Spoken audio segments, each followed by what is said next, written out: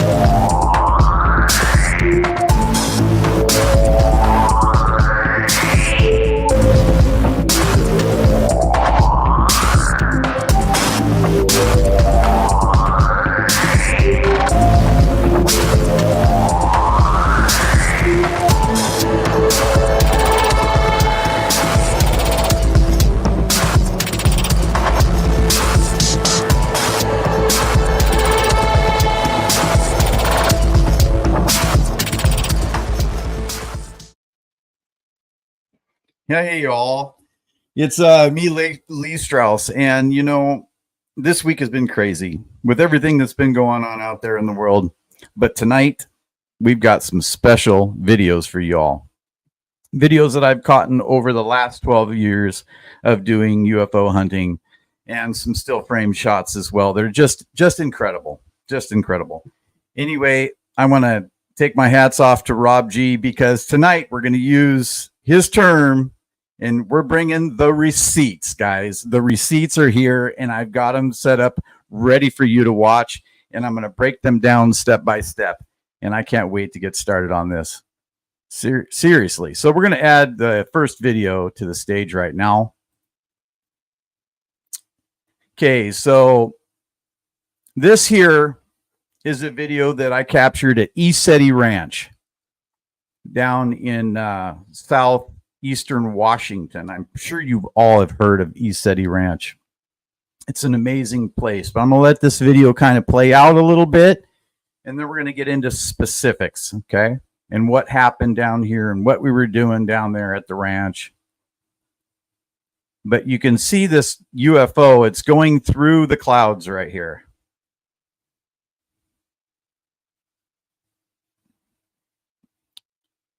and you probably saw the lasers going up at it. So out at East City Ranch, there's this big area where everybody sits in lawn chairs, and they're talking, they're having a good time, and they're all watching the sky. They're also watching Mount Adams as well for things that happen around Mount Adams when you're down there.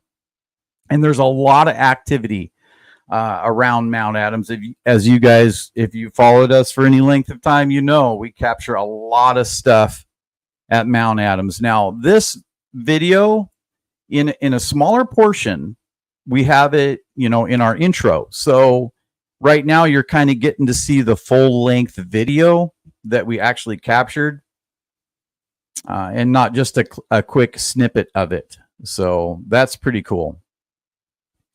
We would usually go down there during the summer. It's warmer during that time, and everybody's sitting around, like I said, in long chairs, just watching the sky. And James Gillian will come out and he'll hand some lasers out for everybody to use so they can point out these things that are flying around in the sky out there. It's beautiful out there. I'll tell you what, it's nice and dry. It's like going to Idaho or Montana, where it's kind of a drier climate out there. It's beautiful though. Let's see here. Just continue to watch as it moves farther out into the distance. Now, I will say with this video, right in the beginning of the video, you can actually see the object moving faster than it is moving right now. And that's only because when you're looking straight up, vertical at a 90-degree angle with the camera or with your eyes, it's going to be moving quicker than as it goes towards the horizon. It's going to look like it's slowing down. And that's just the nature of, looking directly up versus looking out into the distance. So it does look like it slows down quite a bit.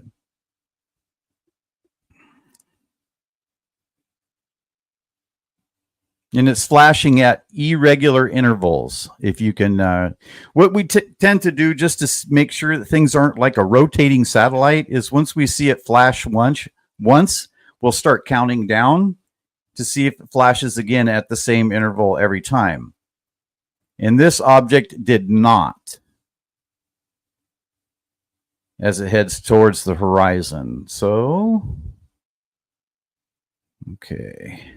So anyway, that object, now I'm going to tell you guys where you can view all these videos by yourself, on YouTube or with family or whatever, on YouTube, where I have them all packed away.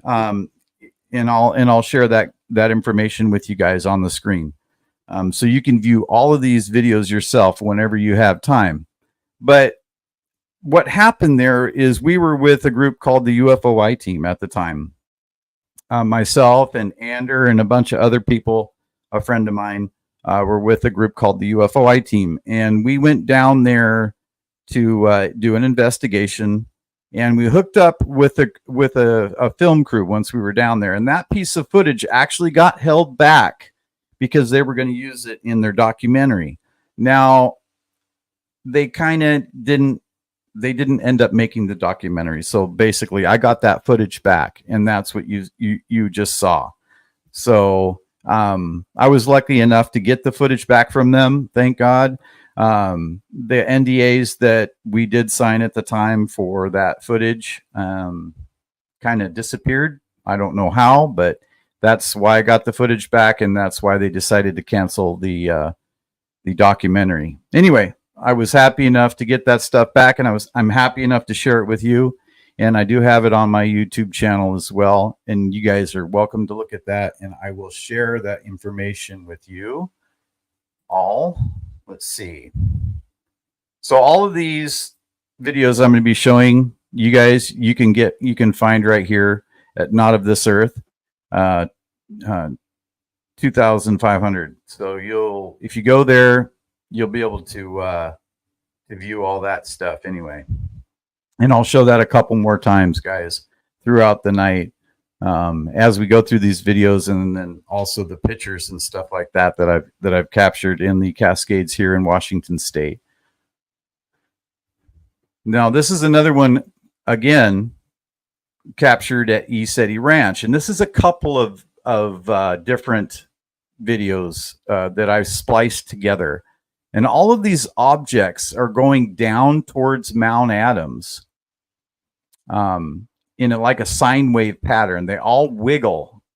And usually when you have a meteorite or something like that, it does not wiggle. It just comes straight down out of the sky. And these things are wiggling as they're heading down towards Mount Adams. And what's interesting about them is they seem to disappear right before they get to the mountain every time. Which is nuts. Well, I have no explanation why they disappear right before they hit the mountain or go to the mountain.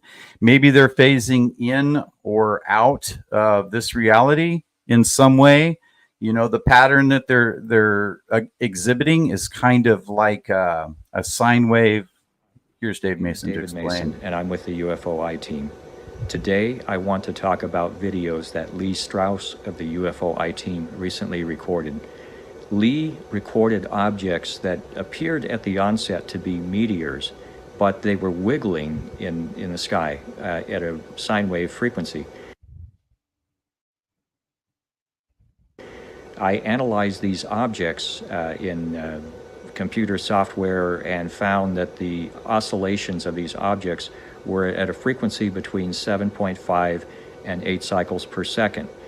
This comes very close to the Schumann's Earth resonance frequency of 7.83 cycles per second. This is known in physics as Schumann's resonance.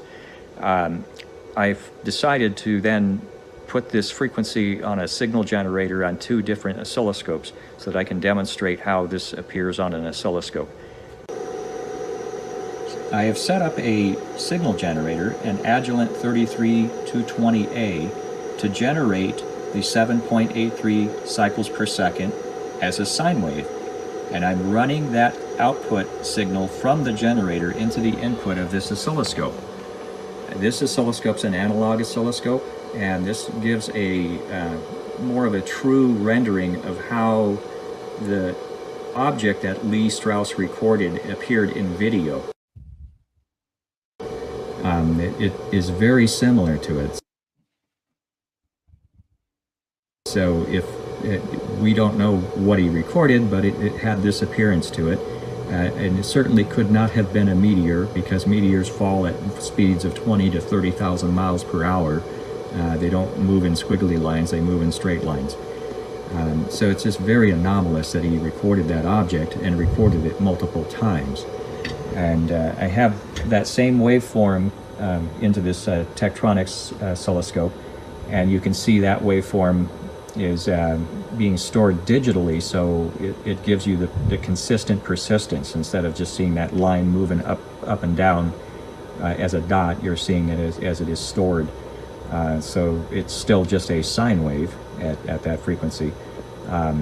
Just a very interesting thing that Lee Strauss has recorded, and I just thought that these waveforms would give us a demonstration of how it coincides to this 7.83 cycles per second of the Schumann's Earth's resonance. Now, what Dave's showing there is the frequency, but it's compressed. That's why you see more humps and valleys in that line.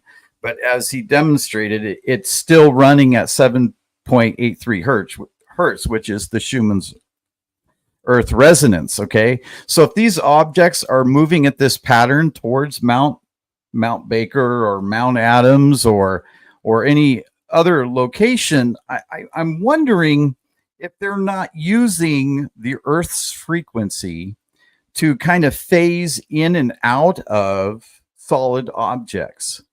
Now, I don't have any basis for, of truth in that, but why are they exhibiting this pattern before they go towards a solid object like a mountain?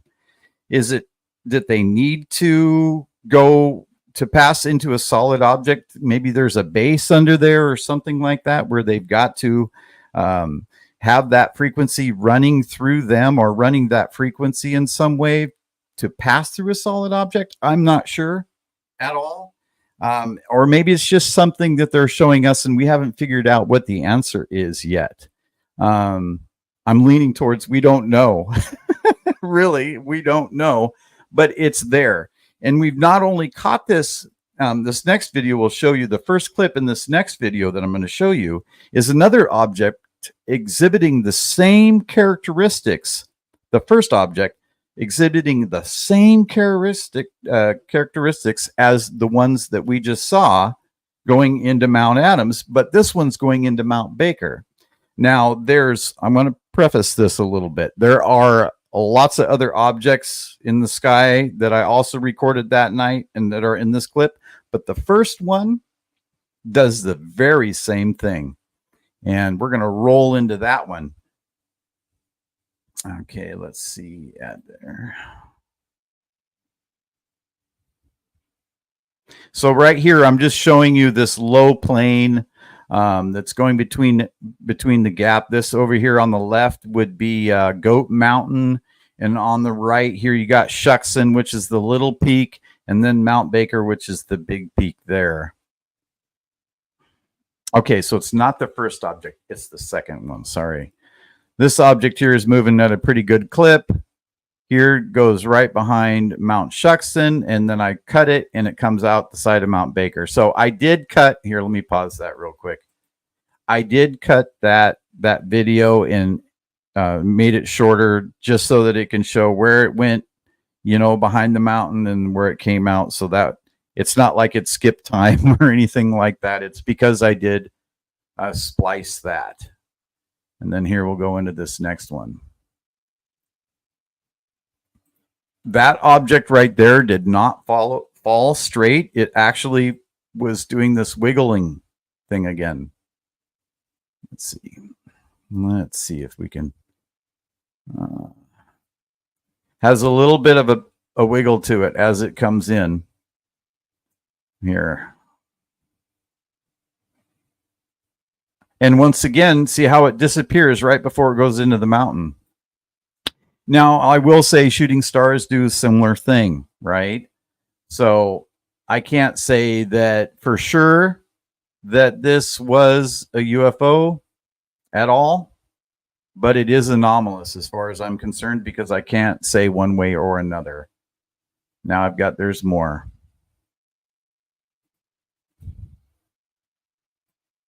Let's see. Play. Let's see. Let's try this again.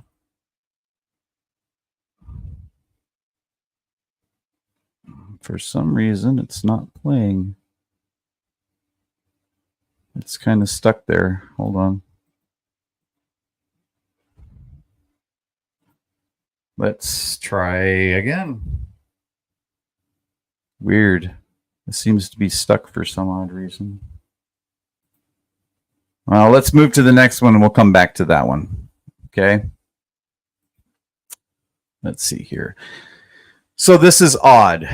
Tiger Mountain Summit is pretty close to Seattle. It's not that far away. If you know where Bellevue, Washington is, it's just to the east of that. Now the object is only moving because I'm zooming in on it. There's some stars in the star field here. To the left of the object, there's another red light that appears there as well. But these two objects, as far as I can tell, did not move in the sky.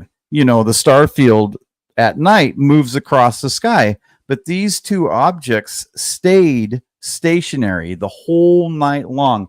And I don't know of anything that's like geosynchronous like this. I'm not aware. I know that they're out there, but I don't know what they are. And for this thing to be giving off light, even as the sun sets on the opposite side of the Earth, or it goes behind the Earth's shadow, and these things are still reflecting light out there, for me, that's just an anomaly. Yeah, and I don't have an answer. So what I usually do is I'll take several cameras out and set them up on tripods, different types of cameras. at night. So I'll have like a Luna Optics, and I'll have actually I've got 3 different Luna Optics cameras, but I also have let's see, the Aurora, the Psionics Aurora as well that I have. And in a later video tonight, we'll show the difference between the Luna Optics and the Aurora, so you guys can see the difference while I'm out there recording these objects in the sky. And just in case you guys are interested in getting any cameras or whatever. But this object, like I said, just stays there all night long. So we set up on this hillside right next to a clear cut, and we were using hammocks that night on the trees that were right on the edge of the clear cut, and we just pointed our cameras up into the sky. We had a great view of Mount Rainier from that location. There was no trails there. We just hiked in and then went off trail and then set up for the night. This is typical for what we might do.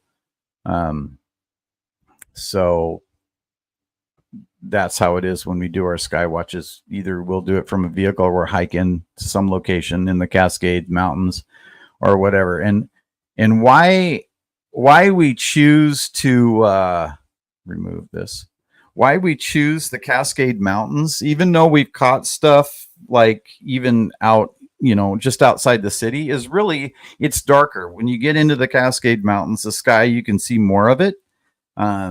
More of the stars that you're not able to see when it's, you got all the lights around, street lights and traffic and everything else. So that's why we started going out to the mountains to view a lot of this stuff. I'm going to try that other video, the one that we tried to watch before, and see if it'll come up for us, which it's not for some odd reason. I don't know. Anyway, what we're going to have to do is I'll have to paste my YouTube channel here, where you can go actually watch all these videos and more.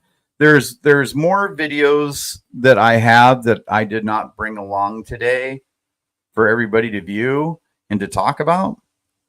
But there is a couple more on there that are pretty good. Like the first incident that we had at Mount Baker. Actually, the story is that I met up with a bunch of people that all got together on Facebook and through another group, SUFON, Seattle UFO Network, and we went up to Baker to view UFOs. That time, we didn't see anything the 3 days that we were there, so I decided to go back a month later, and we caught objects in the sky towards the Canadian border that we recorded for half an hour in the sky. We recorded these objects, and you can see that first video that I captured UFO activity.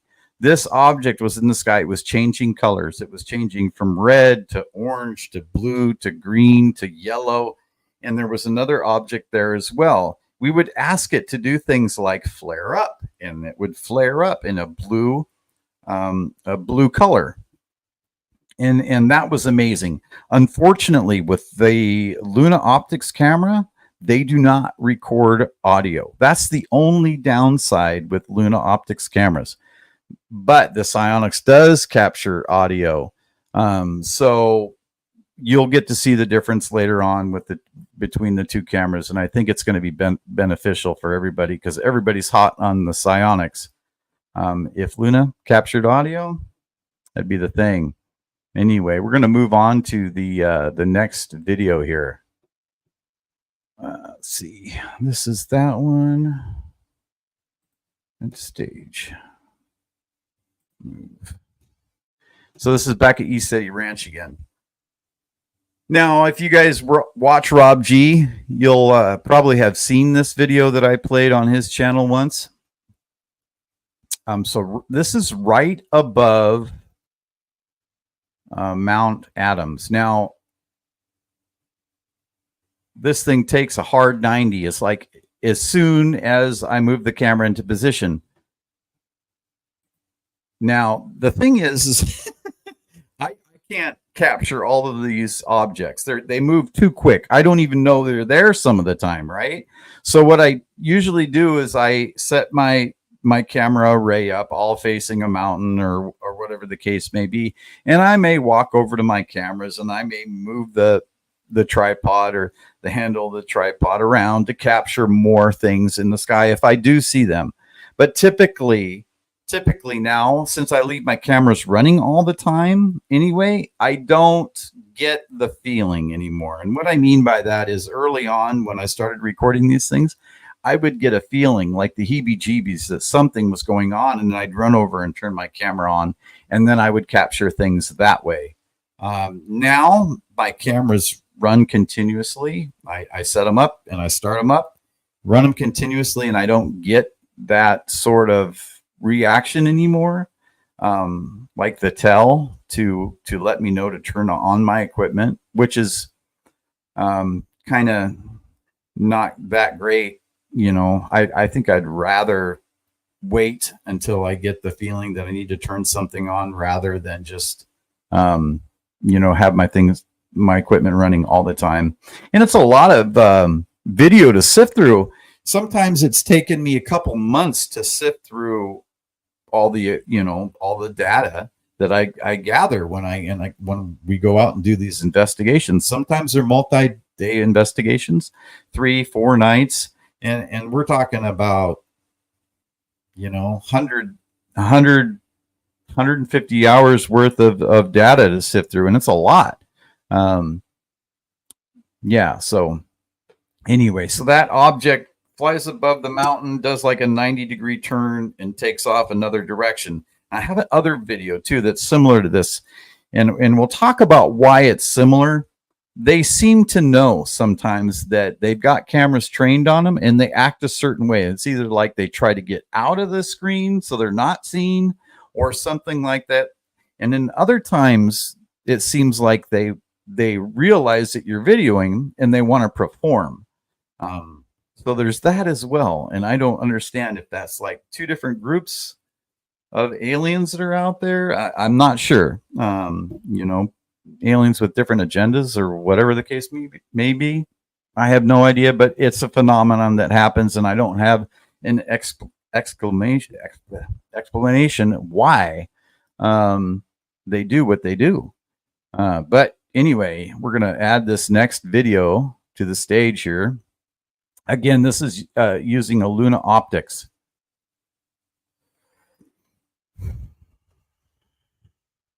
And this is Mount Baker right here, and there's an object coming up. And I'm going to start talking here in a second on the video, and you'll get to hear that. Let me see if I can make this bigger.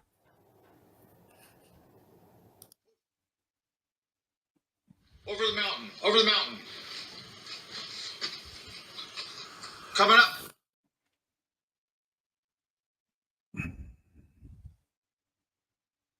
Not sure why it paused. I'm hoping it didn't pause for y'all. It's weird.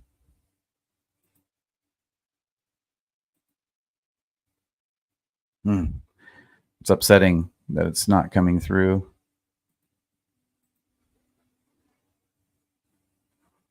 Well, what we might try to do is try to go onto YouTube actually, and actually try to play straight from YouTube rather than playing from the video clips here.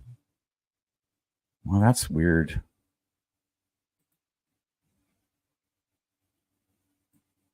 It's odd that it won't let me play. Starts to play and then it stops.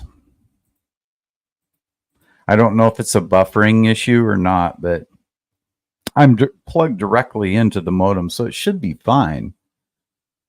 Here, let's try the next one, and then if we have to go in and go into YouTube, and I'll have to try to add stuff to the screen. This, once again, down at Mount Adams from East City Ranch. there was a lot of stuff that we captured during the 3 days that we were down there. A ton of it. Let's get that off the screen.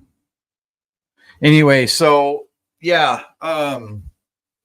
there's, when you're in that field down there at Isetti Ranch, you've got, you know, anywhere from like 10 people to 50 people all standing there watching the sky. And a lot of these things, guys, are not seen at all by everybody. You know what I mean? Because they're moving so quick across the sky, and it's like, okay, well, you know, the camera's probably caught something, and people say, well, I saw something out of the corner of my eye, or whatever the case may be. And then you go back and you look at your footage, and it's like, holy cow, you know, yeah, I did see that. But this object, you know, looked like it was coming from the backside of Mount Adams straight out into right out into the atmosphere, out into space. But the way it was, the direction it was headed would be southeast from James Gillian's ranch. You guys, if you can go down to James Gillian's ranch, maybe like next summer, I would suggest it.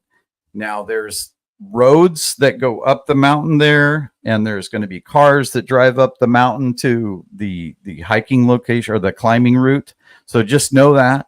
You'll see a lot of the cars drive up there, and then you'll see headlamps of people climbing the mountain as well. They go up to what's called Lunch Counter, which is the first big lip from James Gillian's ranch onto the mountain, and then they go up to what's called the false summit, and then to the summit. And what typically they do, the climbers, is they'll climb up to what's called Lunch Counter, you know, during the day, and then they'll wake up at like midnight and make the rest of the hike. And they do that to see the sunrise from the top of the mountain. So just know that when you're down there, that does go on, and you're not fooled by something that's not, you know, actual. So yeah, let's go to the next one here. This is crazy here. So this object comes into view above Mount Adams, and it's almost like it realizes all of a sudden that it's being filmed. It does this huge burst of light, right? And then it seems like it accelerates. Why does it do that? Right out of sight. And it's crazy fast. Anyway, we're going to watch the next, and this next video is filmed from it's a place, it's called the Quarry. We call it the Quarry. It's down at Mount Adams, and it's nuts down there too, because it's like this open area. It's all this volcanic rock that they have carved out of the side of this hill. And we always set up in this location because it does have a good view of Mount Adams. But also now they just had a fire. So all the trees that are around there are going to be gone. And next year it should be a really good place for viewing all of this stuff. And that would be on the west side of the mountain facing east.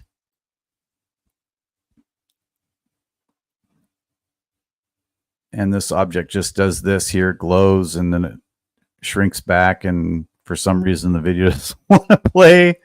But I'll tell you a story about this. This was the first time we ever used a psychic on this expedition. We found somebody that we kind of became friends with, and she was like, hey, if you guys are going somewhere, give me a call and I'll tell you about, you know, what might happen while you're down there and doing your work, your sky watches and all that. And I was like, heck yeah, that's going to be great. We'll do that, right? So on the way down to this location, we call her up and we say, hey, this is where we're going. Are you getting any odd feelings about this? And she goes, oh yeah, definitely. There's something going on. And I'm like, okay, fill us in. And she goes, there's going to be a major accident on the mountain. And I'm like, okay, there's a major accident on the mountain. Are we going to see anything? Is there going to be, anything going on in the sky? I said, yes, there will be, search parties and all kinds of stuff, and a lot of air traffic in the sky. And also there's ETs watching, and then we're like, really? And we're like, okay, this is great. So we're talking about it, and we kind of filmed this as well. And, I can point you guys in that direction of that audio and everything that was talked about. So we get to this location where I'm telling you about. It's like this carved out area in the side of this hillside. We set up all of our gear, and all of a sudden we're seeing all these helicopters circling around, and we're like, wow, this is crazy. I wonder if she was talking about what's going on right now. And there's probably 3 different helicopters, like search helicopters, and there was like medevac helicopter as well. And we usually don't see that kind of thing at Mount Adams. We don't. But it was on the climber's route. We could tell that that's where they were searching, and that's where, that's where all the attention was drawn to, was in this area. And apparently somebody had fallen and got pretty banged up, pretty bad, pretty mangled on the side of this part of the mountain, just below what they call lunch counter. They slid and went down. And so that's what they were all after. So we, for hours, they were, helicoptering around and looking for whoever this was. And one of them finally lowered. You could tell what it was doing because it was hovering out there, lowered, and they packed somebody up and then lifted him back into the helicopter and flew him away. And we were just like, wow, how did she know? How did she know that was going to happen? It was astounding that she had that right. And then that night, and usually we watch this, we turn our equipment on at dusk, because that's when we tend to get most of the evidence that we capture is at dusk. And you'll see in the next video that I play here. Let's get back over here.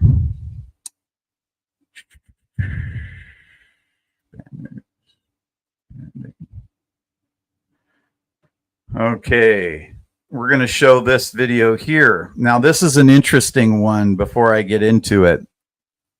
I was using a piece of equipment called a best garter, and it's a kind of a night vision camera. It's one at the lower end, but at the time it was the only camera that I had that had audio.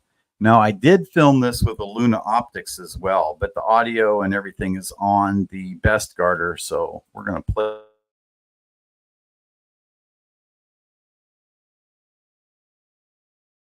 That was a good shooting star.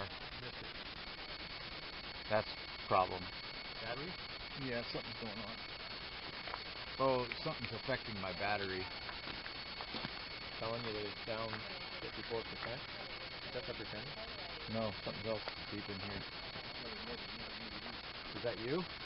Yeah. It's over here.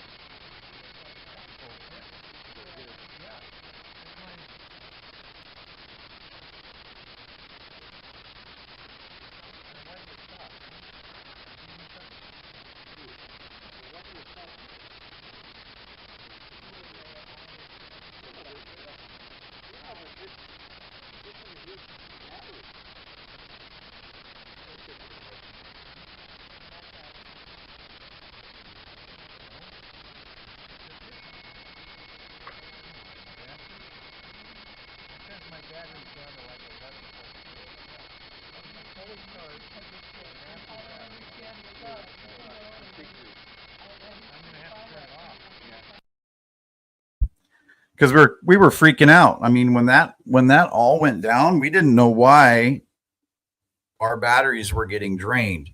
Dave Mason is running a 24 volt video recorder with his gear.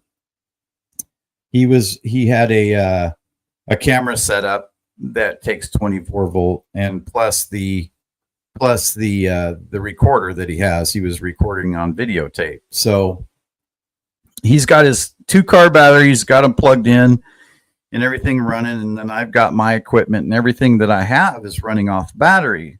Well, as this object that we didn't realize was going across the sky until later, until we start reviewing the footage, guys.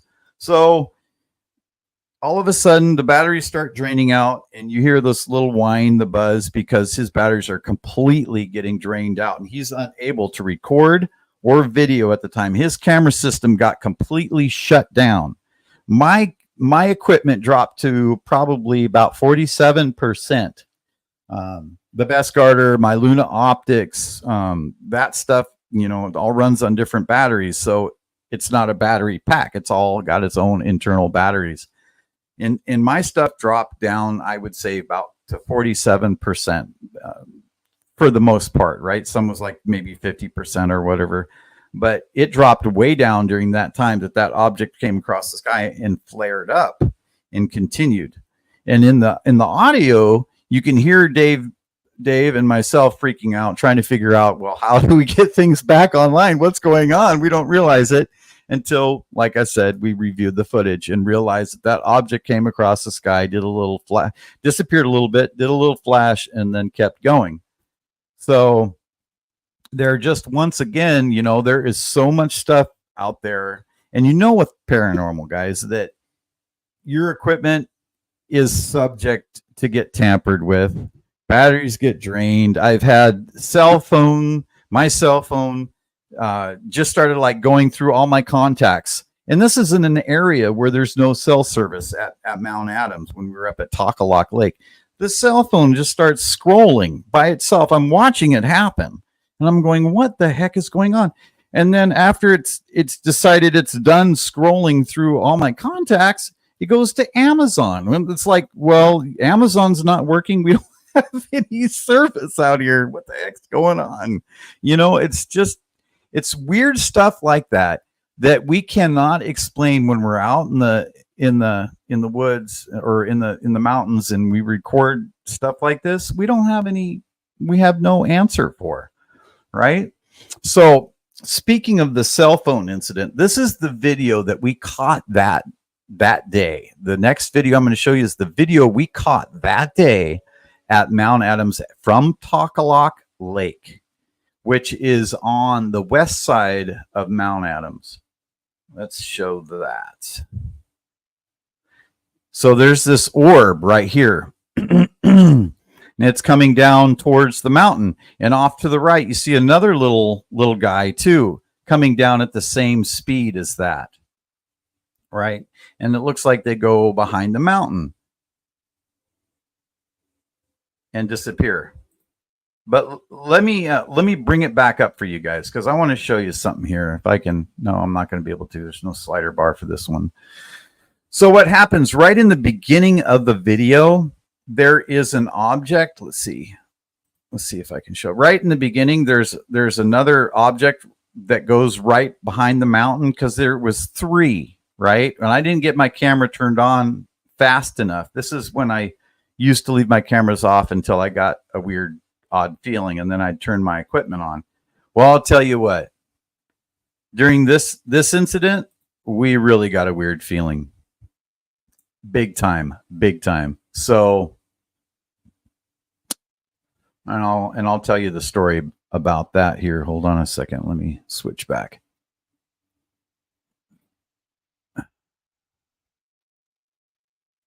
Okay. I want to get rid of that one. I want to get rid of that one. Remove. Okay. So I was with a guy named Tom Sanger and myself, and he's the one that gave me my first camera, our first Luna Optics camera, and we were at the lake. Now, we had set up on tripods. We have a monitor set down below our gear. We're scanning the sky with our eyes, not with the equipment at the time. And he starts pacing it, and I start getting, started getting agitated, and he's pacing behind me. And I'm like, man, if they're going to come right now, they're going to come right over the top highest peak of the mountain. I said this out loud, right over the highest peak of the mountain. They're going to go right down over the top, right into the mountain. And I told him that, and he's like, yeah, there's something going on, man. And, And I wish he was here to tell the story with me, but it was crazy that we didn't see it come across the sky, but we did see it drop straight down above the highest peak of the mountain.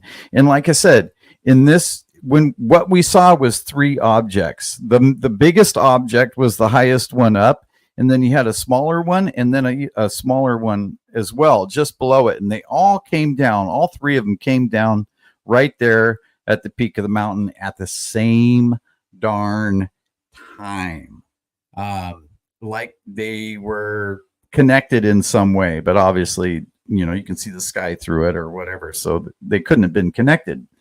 But to just get that feeling that that was going to happen and then record it, I mean, that's just, it's way out. It's way out there. I can't believe that. And one of the other videos that I wasn't able to show for some reason when I asked the object to flare up for us, and it does 3 separate times when I ask. I'm not able to play for whatever reason, but we'll revisit that. Okay, we'll try to get on YouTube with you guys and play some of those videos. But I'm going to get into screenshots right now. Shots that I took with my camera. Now, what I usually do, let me bring up this one. Let's see, how am I going to bring it up? This way. Okay. So this is the star field, the Milky Way. What I used to do is I'd set up my Canon. At this time, I was using a Canon camera. And I would set up to have it do maybe 900 shots or whatever during the night. And I'd set it for 30-second exposures and then 1 second between and another 30-second exposure until you had like 900 pictures over the course of the night. Well, this object during the night came in and does this squiggly cue and lands. Now, this is the crazy part. Where it ends up, where that tip of that thing is right here, right where the tip of that's Vega. Now, that's the brightest star in the sky during most of the year. Right over the top of Vega. So when I actually blew this up, the original photo, when you blew it up, you could actually see a difference between there's a blob that looks like a possible star and a blob that looks like a possible craft right next to it. And I was absolutely blown away that this object, it's like, is it telling us something? Is it telling us this is where it's come from? I remember during the day, I asked out loud to myself, where are you from? And is this the answer? Is there some sort of communication that's going on outside of ourselves between us and them? And we just don't realize it, but they can pick up on our thoughts. Well, as far as all the evidence that I've been able to gather, that does happen. Like I said, with that other video that I have that I showed on Rob G's, show After Hours, they do respond when you ask them to do things. So I wanted to show that because it's one of the cooler pictures that I got. Something I just cannot explain in the night sky. We do not here. I live in Washington State. We do not have fireflies. We do not. And look at the color. I mean, look at the rest of the background of the star and the star field out there. You don't see anything that's that color. Nothing. That's an odd one right there. Just odd, but really cool. All right. Next picture I'm going to get into. This here was taken out of my windshield in my truck. Now, I was at Mount Baker because these are the places I like to go. I did not see this craft in the sky. Okay. I did not see it. All I did was take like 3 or 4 pictures in a row, and this was the center picture. I took it of the mountain, right up what is called Boulder Creek, from a bridge on Boulder Creek at Mount Baker. I took these pictures, and right in the middle of these pictures, this object appears. And I have no explanation for it. It looks like a disc to me with maybe a dome on top. I tried to enhance it the best I could to make it as clear as I could. But a lot of people, when they take pictures of these objects, there is some sort of field around them that makes them hazy and not clear.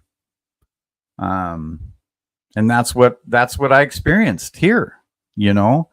It's just, I don't know if I'm lucky enough to just capture these things. I don't know if everybody can do it, but go out to these locations like Mount Baker, Mount Adams, even mountains in California. They have, captured so many objects, at Mount Shasta and these kind of places. It seems like these UFOs are really interested in these locations. Once again, this is near Mount Baker. You can't see it here in this photo, but this is Mount Baker, right outside of Glacier, Washington, just north or just east. No, it'd be just west. Sorry, just west of Glacier, Washington, pointing down the river towards Mount Baker. And here's this object. And once again, I'm using, my Canon camera on a tripod, just taking 30-second shots, exposures of the night sky, and with 1 second in between each one. And this object appears here, and it's unfortunately not a really good picture, but in this photo, there's actually a lot of purple color in the actual object, or the light from that object on the bottom side.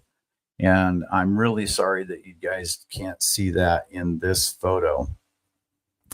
But we would go to this location a lot and film, because there was a lady that owns the property here. And so we didn't feel, she would always invite us up, come on up to my property. You can film here, no problem. And, we made a lot of friends up in Glacier, Washington, and we caught a lot of activity up there, a lot of activity in the sky. And like I said before, Tom Sanger is the guy that introduced us to the area because of his UFO experience that he had up there. He actually got abducted up there.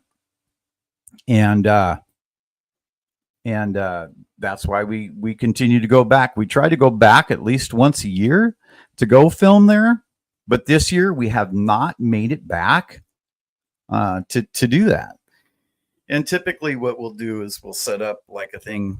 We'll rent a cabin or 2 cabins or whatever the case may be. And then we invite a bunch of people to go on up, other people that are experiencers, other people that have had experience in the past, and some people that just want the experience, sort of like James Gillian does down there. But his thing is permanent. His situation down there is permanent. And this was more like, hey guys, you want to pay for a room in the cabin, and we go up and we do this thing. And it always turns out to be fruitful in some way. Either you meet a bunch of really cool people, you always meet a bunch of cool people, but people that like yourselves that are interested in this topic. We not only have captured UFO evidence up in that area, but we've also captured Bigfoot evidence in that area. In fact, one of the times we went up there to film with a bigger film crew, we had a Bigfoot howl, like it was maybe 200 feet away from us in the woods. It sounded like an owl, what we thought. And then the hoot from the owl turned into a big roar. So there's these things that happen up in this area. It's not just UFOs. It's not just that sort of thing. There's other things there as well. Not only that area is extremely haunted. And you have to wonder, with places like this, with these mountains, with the kind of energy that's around them, you think about all the magma in the earth, that's sitting there and churning and spinning underneath these mountains. That's a lot of magnetic energy under these mountains, just sitting there and churning and spinning. And, maybe these locations create or make it easier for certain portholes to open up, certain gateways, certain things to happen in these locations that we can't explain, that we don't have an answer for yet. But that's what drives myself and many others into these locations, is because we want to know more of why there's so much activity concentrated around these locations. And I'm going to get into another picture here. Let's see. Okay, this was caught at a place called Twin Lakes by Mount Baker. So right up towards the Canadian border, there's a road that is scary as can be to get up to Twin Lakes, and you've got on the south of these lakes, you've got Goat Lake or Goat Mountain. And then behind us, you got Winchester Mountain, and right in between the two, there's these two lakes. This night that we were up there, you could hear thunder and lightning off in the distance, and we're probably maybe 7,500 feet up. I mean, this road goes way up in between these mountains, and it's treacherous. It is a treacherous, very treacherous road. The road was built by miners into this location because there's gold veins up there. Well, this object I see moving from the Canadian border south, and I was able to get a shot or two off with my Canon camera that's the one that I had at the time, digital Canon camera. And so I actually captured a decent shot of it. But I'll tell you what, it was the first still image that I have ever caught of what I would consider to be a UFO. Crazy cool. I've always been hyped about it. It looks like it has like an energy field around it with a dome sort of thing going on the top of it. It is one of my better shots, and that's a great one right there. But here, you guys, what I'm going to do is share this with you here, because there was a bunch of videos you guys didn't get to see, and I'm really disappointed about that because my time is almost up, and we're going to have to give the floor to Dave Scott. So let me share this here with you guys so you guys can find the rest of these videos. Crazy awesome videos that I've captured. Let's see, this is going to be in banners. Okay, so YouTube at Not of This Earth 2500, guys, and you'll find my page. All right. Now, there's a lot of other stuff on there as well. There's an interview with me while I was at a library, and I talk about my abduction experiences. That's in there. It's a really good one. The audio isn't the greatest because I wasn't wearing a lav while we recorded it, but it's a good interview. There's also a presentation that I did at the Quinault Beach Casino for their UFO meetup thing that they had there, and that's pretty good as well. And you'll get to see people like Dave Mason as well on the stage, I believe, in that video as well. So awesome stuff, guys. This is my passion, is trying to figure out what's going on out there. I don't have all the answers, and I want more answers. I'm still looking to go out into the woods and have a UFO land in front of me, and be able to say that happened and video that. But, I can probably leave you guys with something pretty darn special before I leave tonight. And I think it'll make everybody happy. All right, guys, I'm going to leave you with this because this is my own special brand of UFO, and we'll call it a night.